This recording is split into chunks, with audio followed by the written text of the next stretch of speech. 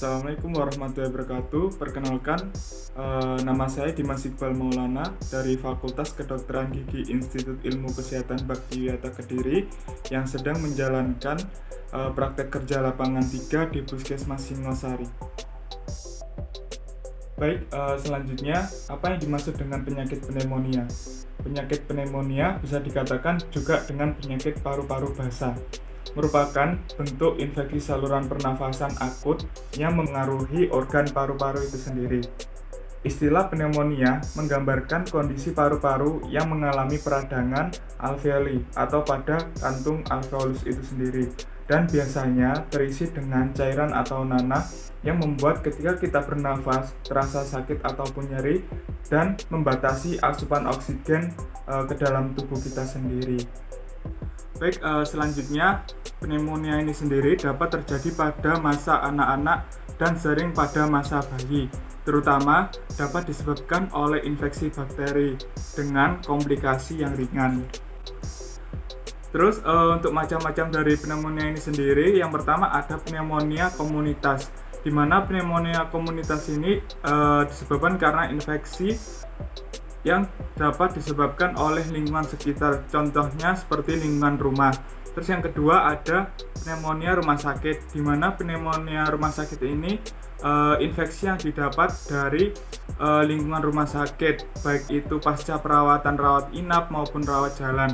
Terus yang ketiga adalah pneumonia aspirasi, di mana pneumonia aspirasi sendiri merupakan infeksi yang dapat disebabkan oleh cairan tubuh yang masuk ke dalam saluran pernafasan.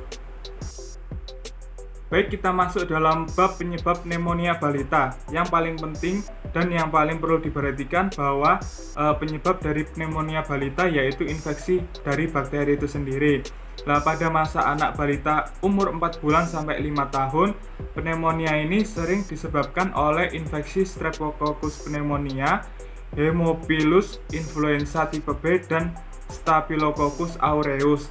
Selanjutnya juga bisa disebabkan oleh infeksi virus, infeksi jamur, maupun infeksi mikroorganisme.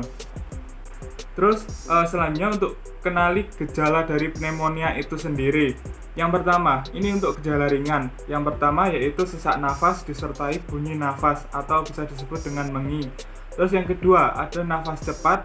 Nafas cepat pada anak balita ini sendiri normalnya itu sampai 40 kali per menit, tetapi ketika gejala pneumonia pada balita ini nafas balita lebih dari 40 kali per menit. Terus yang ketiga yaitu batuk berdahak. Batuk berdahak ini dengan intensitas yang terus-menerus atau lama. Terus yang keempat ada nyeri dada. Yang kelima pada saat dilaksanakan foto ronsen menunjukkan gambar bercak putih di paru-paru. Setelah mengenali gejala ringan dari pneumonia pada balita, berikut adalah gejala berat pneumonia pada anak balita. Yang pertama, anak tersebut memuntahkan semua makanan dan minuman yang dikonsumsinya. Terus yang kedua, menimbulkan demam tinggi kepada anak tersebut. Terus yang ketiga, jari tangan dan bibir anak tersebut berwarna kebiruan. Terus yang keempat, terjadi nyeri dada yang terus-menerus dengan intensitas yang lama. Terus yang kelima, pernafasan dari anak tersebut terasa berat.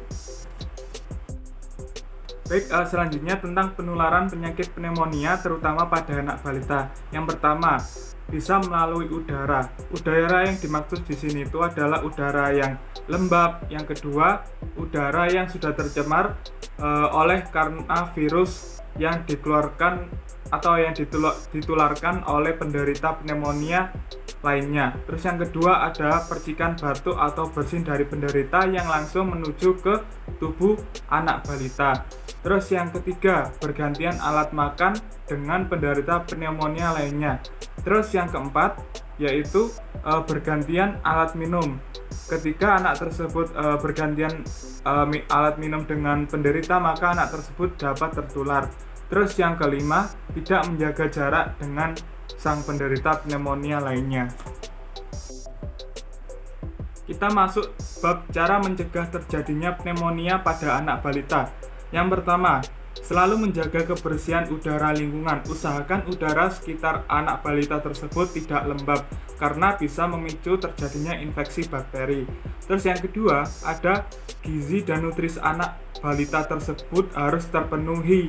Jangan sampai anak tersebut kekurangan gizi. Terus yang ketiga, yaitu mengkonsumsi makanan dan minuman yang sehat. Terus untuk yang keempat, dengan menjaga jarak dengan orang lain, mencegah penularan pneumonia dari orang sekitar. Terus yang kelima, vaksinasi dan imunisasi, contohnya seperti DPT atau campak. Nah, imunisasi DPT ini sendiri itu akan memicu terbentuknya antibodi pada anak balita tersebut terhadap infeksi yang masuk ke dalam tubuh balita. Terus yang keenam, yaitu menjaga berat badan balita ideal agar anak tersebut tidak kekurangan berat badan. Baik ibu-ibu, jika terdapat gejala pneumonia pada anak balita, maka segera hubungi dokter ataupun tenaga kesehatan terdekat. Bisa juga langsung mendatangi instansi kesehatan seperti puskesmas maupun yang lainnya. Baik ibu-ibu, terima kasih. Wassalamualaikum warahmatullahi wabarakatuh.